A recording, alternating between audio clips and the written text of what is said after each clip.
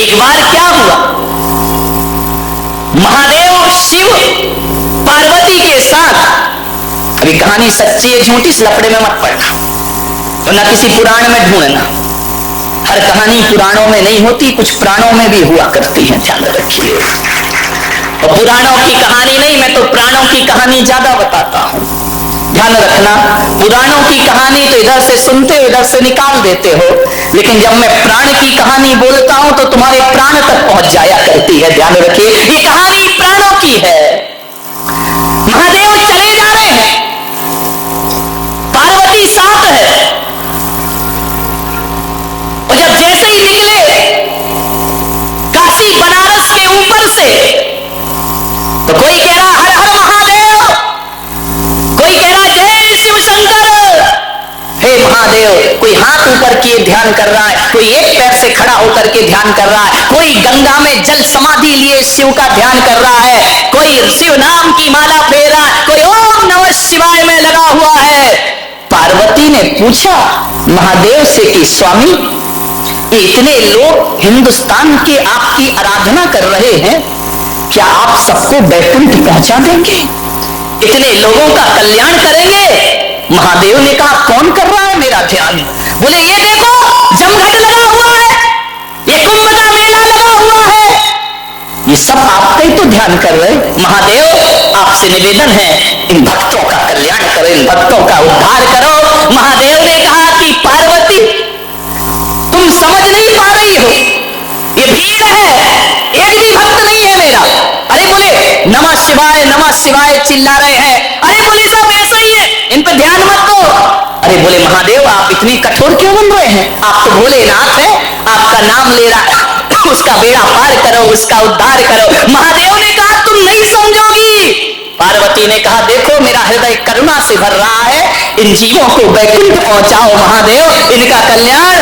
महादेव ने कहा तू ठहर, ये नारी की जिद से तो देवता भी परेशान करें क्या, यदि जिद पे आ गई तो हो गया काम।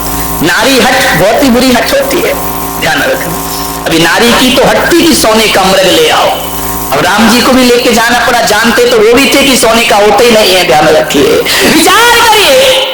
महादेव ने कहा मैं तेरी जिज्ञासा शांत करूंगा, नहीं तो तू कैलाश में मुझे चैन से नहीं बैठने देगी, ध्यान रखना। बोले खैर मैं करता हूं व्यवस्था, ये जो तू कह रही है कि इनका बेड़ा पार, देख मेरा सच्चा भक्त कौन है।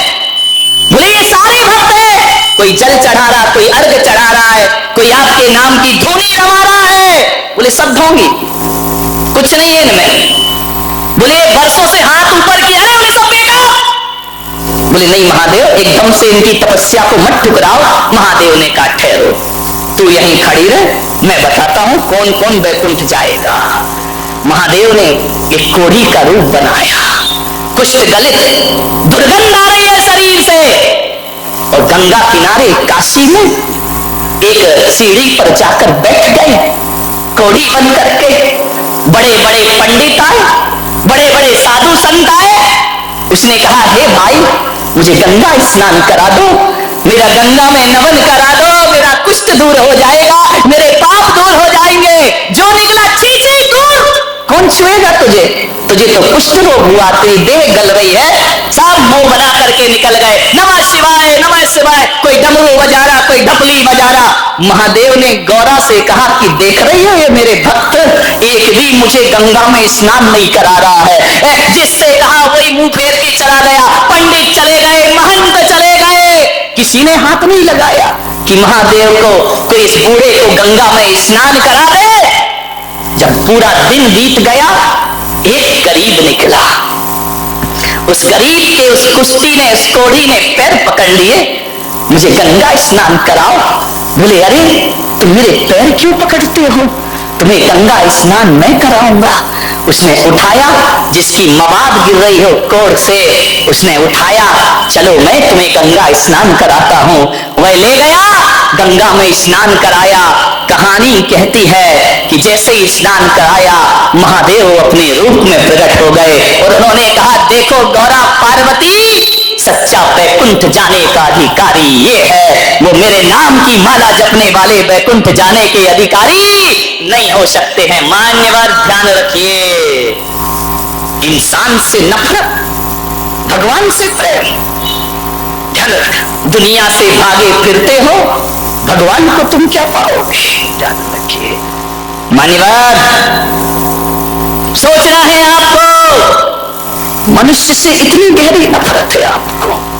पत्थरों की पूजा करते हो, पत्थर को पूजते पूजते तुम्हारे हृदय तो पत्थर नहीं हो गए हैं। ध्यान रखिए, हम तो उस देश के लोग हैं जो पूजते पत्थरों को हैं, लेकिन दिल फूल सा रखा करते हैं। मान्यवर, ध्यान रखिए, सोचना है कौन आएगा, आपको विचार करना है।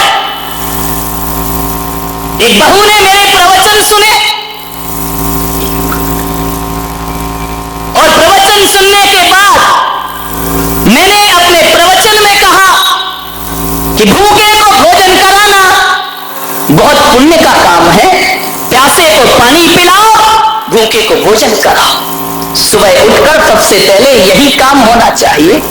वो बहू जो कभी रसोई घर में नहीं जाती थी, कभी भोजन नहीं बनाती थी, वह सुबह सुबह उठी 6 बजे, रसोई में जाके काम करने लगी, भोजन बनाने लगी। भोजन बनाने के बाद उसने परिवार के सभी लोगों से कहा कि आप भोजन करिए, आप भोजन करिए। लोगों ने कहा आज तुझे क्या हो गया है? रोज तो सास कराती थी, रोज जेठानी बनाती थी, आज तुझे क्या हो गया? बोले बस एक प्रवचन में मेरी जिंदगी बदल गई, अब आप लोग भोजन करिए। बोले क्यों? बोले जब तक सब भोजन ना कर लेंगे तब तक मैं खाना खाने वाली नहीं हूं। बोले ऐसा क्या हो गया? बोले महाराज ने कहा है भूखों को भोजन कराओ तो पुण्य लगता है। हाँ, तुम लोग सही अर्थ कभी नहीं लगा सकते। तुम्हारी नजरों में सास ससुर सब भिखारी हो गए हैं ना। ध्यान रखना, उस बहू से सास ने कहा कि पागल हो गई, हमें क्या समझ रखा है? बोले महाराज ने कहा है कि भूखे को भोजन कराओ, प्यासे को पानी पिलाओ, पुण्य लगेगा। तो सास की नजरें तल्ला गई। उसने कहा तूने हमें क्या समझ रखा है, हम कोई भिखमंगे हैं? उसने कहा नहीं मां, तुम तो मेरी मां हो, जगत जननी जगदम्बा हो, लेकिन मैं आपसे इतना निवेदन करती हूं कि उस प्रवचन का अर्थ मैंने यही लगाया कि ये जरूरी नहीं है कि दरवाजे पे भिखारी खड़ा हो उसे खिलाना पुण्य है। मेरी मां, तुम रात में अन्न जल का त्याग करके सोती हो, आप भी रात भर से भूखी हो, भिखारी को भोजन बाद में मिलेगा, पहले मेरी घर की देवी को भोजन प्राप्त होगा, पहले घर की देवी को मैं भोजन दूंगी, तब मुझे हकीकत में पुण्य का लाभ। ध्यान रखिए, पड़ोसियों को देने से पुण्य लगता है क्या? अकेले भिखारी को देने से? घर में लोग भी तो भूखे होते हैं ना। मेरे भाई, आप विचार करना है, पुण्य कमाने के कई तरीके हुआ करते हैं। उस दिन से उस बहू ने संकल्प कर लिया कि नहीं, अब सबसे मैं लास्ट में भोजन करूंगी। तो बोले तू आखिरी में भोजन क्यों करती है? बोले जैसे देवता को चढ़ाने के बाद प्रसाद लिया जाता है, पूरा परिवार भोजन करे, मैं परिवार की पुजारी हूं, सबसे आखिरी में प्रसाद ग्रहण करती हूँ। यही मेरे जीवन का एक आदर्श हुआ करता है। घरों को आदर्श बनाओ, घरों को उजाड़ो मत, घरों को बर्बाद मत करो, जिंदगी को स्वर्ग बनाने का प्रयास करें। एक लड़का था गरीब, बहुत गरीब, उसकी एक विधवा मां थी, बड़ी दुखी थी। उसने कहा मैंने तो अपना विधवापना गुजार दिया, मेरे ना पति है, एक इकलौता लड़का है। उसने कहा मैं करूं क्या, मेरे बाद इस लड़के का क्या होगा? ना मैं इसे पढ़ा पाई, ना मैं इसे लिखा पाई, मेरे पास इतना पैसा ही नहीं था। एक झोपड़ी में रहती थी गांव के बाहर। उस बुढ़िया को पता चला कि जंगल में कोई पहुंचे हुए संत पधारे हैं। उसने बच्चे से कहा कि बेटा एक काम कर, बहुत पहुंचे हुए संत जंगल में आए हैं, जा उनसे कुछ पूछा। उसने कहा मां, संत क्या करेंगे, हमारे बुरे दिन हैं, संत क्या कर सकते हैं? बोले बेटा संत कुछ ना करे, वो हमें कुछ नहीं देंगे, लेकिन मेरी आत्मा बोल रही है कि संत के पास जरूर जाओ, वो तुम्हें कुछ दे या ना दे, लेकिन तुमसे कुछ लेने वाले भी नहीं है। जाओ संत के पास, जाने में फायदा हो या ना हो, लेकिन एक बात मान लेना बारामती वालों, संतों के पास जाने से नुकसान कुछ नहीं हुआ करता है, फायदा हो या ना हो ध्यान रखिए, कोई नुकसान नहीं होगा। जाओ बेटा, कुछ मत मांगना, बस मेरा एक प्रश्न पूछ लेना। बच्चे ने कहा मां क्यों परेशान होती है, मैं खुश हूं ना गरीबी में। बोले बस बेटा जाकर इतना पूछ ले, मेरा कहना मान ले, बहुत बड़े संत है, जाकर इतना पूछना। देख मैं तुझे पढ़ा नहीं पाई, लिखा नहीं पाई, लेकिन तुझे संस्कार जरूर दे रही हूं, जाकर के इतना पूछना। संत से ये मत कहना कि हमारी गरीबी मिटा दो, बस इतना सा प्रश्न कर लेना कि संत जी हमारे बुरे दिन दूर होंगे या नहीं होंगे, कब होंगे हमारे बुरे दिन दूर। बच्चे ने कहा मां तू परेशान मत हो। बोले बेटा तू जा, मेरी आज्ञा मान। क्या करता, मां का आदेश, चला गया संत से प्रश्न पूछने।